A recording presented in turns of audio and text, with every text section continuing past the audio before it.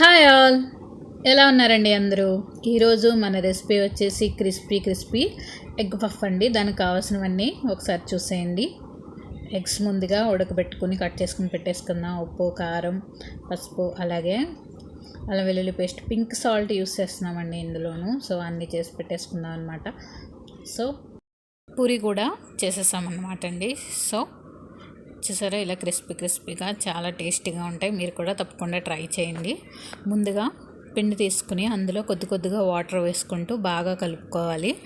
ఇందులో అయితే మైదా పిండి తీసుకున్నామండి. మైదా పిండి అయితే మనకి చాలా క్రిస్పీగా వస్తుందన్నమాట. సో బాగా కలిపేసుకుని మూత పెట్టేసుకుని ఒక అరగంట పక్కన పెట్టేసుకుందాం.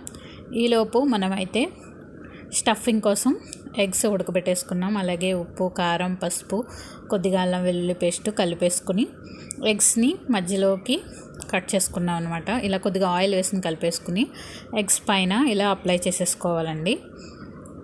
ముందు వెనక కూడా అప్లై చేసుకుని పాన్ పెట్టుకుని కొద్దిగా ఆయిల్ వేసుకుని అందులో ఇలా మొత్తం అన్నీ కూడా ఎగ్స్ పెట్టేసుకోవాలి. ఇలా మనం పెట్టేసుకుని ఒక 5 minutes ఇలా ఫ్రై అయిన తర్వాత మళ్ళీ జాగ్రత్తగా టర్న్ చేయాలి, లేకపోతే కనుక అందులో ఉన్నవి బయటకు వచ్చేస్తాయి. సో జాగ్రత్తగా టర్న్ చేసుకుని పక్కన పెట్టేసుకోవడమే.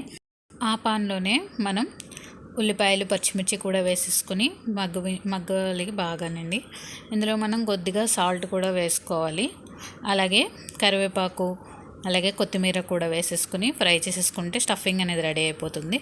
సో ఇప్పుడు మనం మూత పెట్టుకున్న మైదా పిండిని ముద్దలుగా చేసుకుని ఇలాగా పెద్ద చపాతీ చేసుకుని ఇలా ఒక గిన్నె సహాయంతో ఇలా కట్ చేసుకోవాలండి. రౌండ్ షేప్లో వస్తాయి అన్నమాట. సో మధ్యలో ఉంది ఒక స్టార్ షేప్లో ఉంది కదండి. సో దాన్ని కూడా పక్కన పెట్టేసుకున్నాం అనమాట.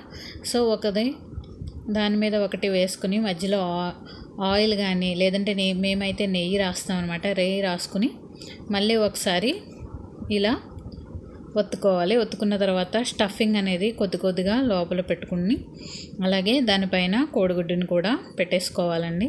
ఇలాగా బాగా క్లోజ్ చేయాలన్నమాట. బాగా క్లోజ్ చేయకపోతే కనుక ఫ్రై చేసినప్పుడు బయటకు వచ్చేస్తుంది. సో క్లోజింగ్ అనేది చాలా బాగుండాలన్నమాట. సో ఇలాగా ప్రెస్ చేసుకోవాలి బాగాను. అటు ఇటు కూడా బాగా ప్రెస్ చేసుకుని ఎగ్ పఫ్ లాగా రెడీ చేసుకోవాలి. అలాగే ఇంకొకటి చపాతీ పెట్టుకుని దాని మీద నెయ్యి రాసుకుని మళ్ళీ పైన కూడా నెయ్యి రాసుకున్నాను. ఇలా కొంచెం పెద్దదయ్యేలాగా చేసుకోవాలండి.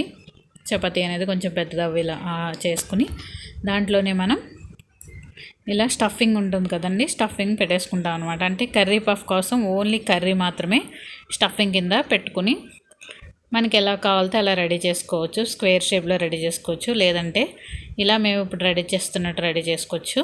ఇలా రెడీ చేసుకుని అన్నీ కూడా రెడీ చేసుకుని పక్కన పెట్టేసుకుని ఆయిల్ హీట్ చేసుకోవడానికి పెట్టేసుకోవాలి. అన్నీ పక్కన పెట్టుకున్న తర్వాత ఆయిల్ వేసుకుందాం.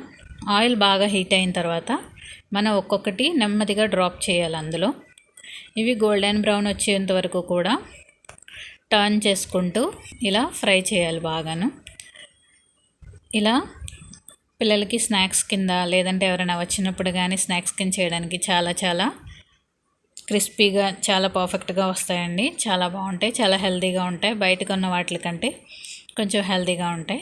సో ఇలా మీరు కూడా ఒకసారి తప్పకుండా ట్రై చేసి ఎలా వచ్చిందో కామెంట్ సెక్షన్లో కామెంట్ చేయండి. మన ఛానల్ లైక్ చేయడం మాత్రం మర్చిపోకండి. సో ఇందాక పూరీల కింద చేసాం కదండి. సో చూసారు ఎంత క్రిస్పీగా ఎంత బాగా వచ్చినాయో. పూరీలు కూడా చేసుకోవచ్చు. ఇందాక రౌండ్గా చేసాం కదా వాటితో పూరి, అలాగే మధ్యలో ఉన్నాయి కదండి స్టార్స్ లాగా, వాటిని కూడా ఫ్రై చేసేసాం అన్నమాట. ఫ్రై చేస్తే చాలా బాగా వచ్చాయి. అలాగే పూరీలు కూడా ఫ్రై చేసేస్తున్నాం. సో మీరు కూడా ఒకసారి తప్పకుండా ట్రై చేయండి. చూసారా ఎంత బాగా వచ్చినాయో. ఎలా వచ్చినాయో కామెంట్ సెక్షన్లో మాత్రం కామెంట్ చేయడం మర్చిపోకండి. మన ఛానల్ని ఎవరైనా ఫస్ట్ టైం చూస్తుంటే please subscribe to my channel and తప్పకుండా లైక్ చేయండి, అలాగే కామెంట్ చేయండి. Thank you for watching.